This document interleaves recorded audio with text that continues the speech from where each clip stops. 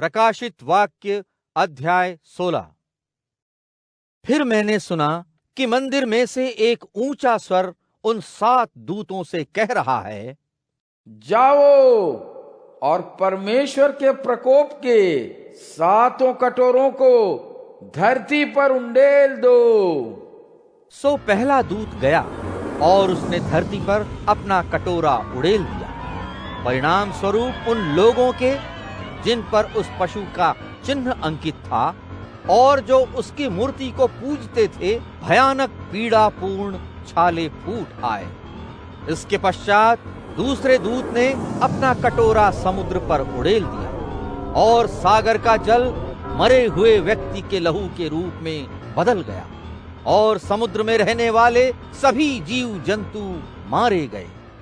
फिर तीसरे दूत ने नदियों और जल झरनों पर अपना कटोरा उड़ेल दिया और वे लहू में बदल गए। तभी मैंने जल के स्वामी स्वर्गदूत को यह कहते सुना, वह तू ही है जो न्यायी है, जो था सदा सदा से, तू ही है जो पवित्र, तूने जो किया है वो न्याय है।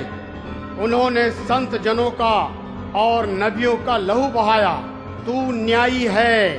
तूने उनके पीने को बस रक्त ही दिया क्योंकि वे इसी के योग्य रहे।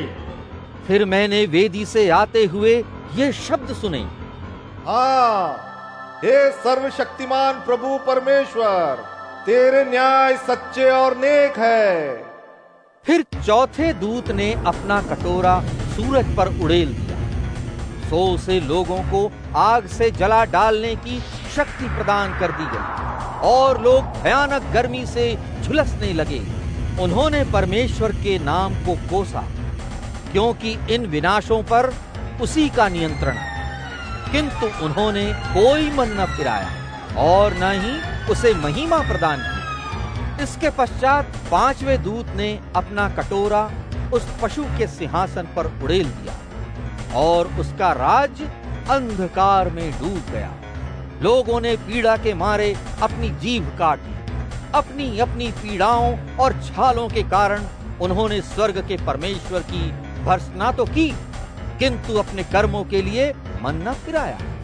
फिर छठे दूत ने अपना कटोरा फरात नामक महानदी पर उड़ेल दिया और उसका पानी सूख गया।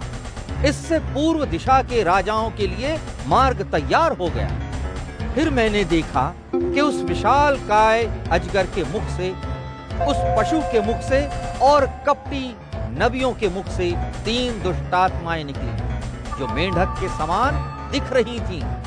ये शैतानी दुष्टात्माएं थीं और उनमें चमत्कार दिखाने की शक्ति थी। वे समूचे संसार के राजाओं को परम शक्तिमान परमेश्वर के महान दिन युद्ध करने के लिए एकत्र करने को निकल पड़े।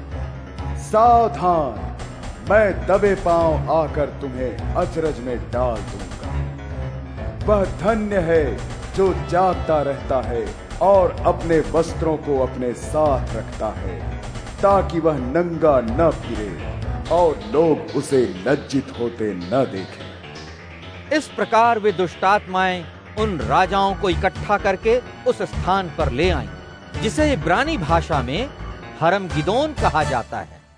इसके बाद 7वें दूत ने अपना कटोरा हवा में उड़ेल दिया और सिंहासन से उत्पन्न हुई एक घनघोर ध्वनि मंदिर में से यह कहती निकली, यह समाप्त हो गया।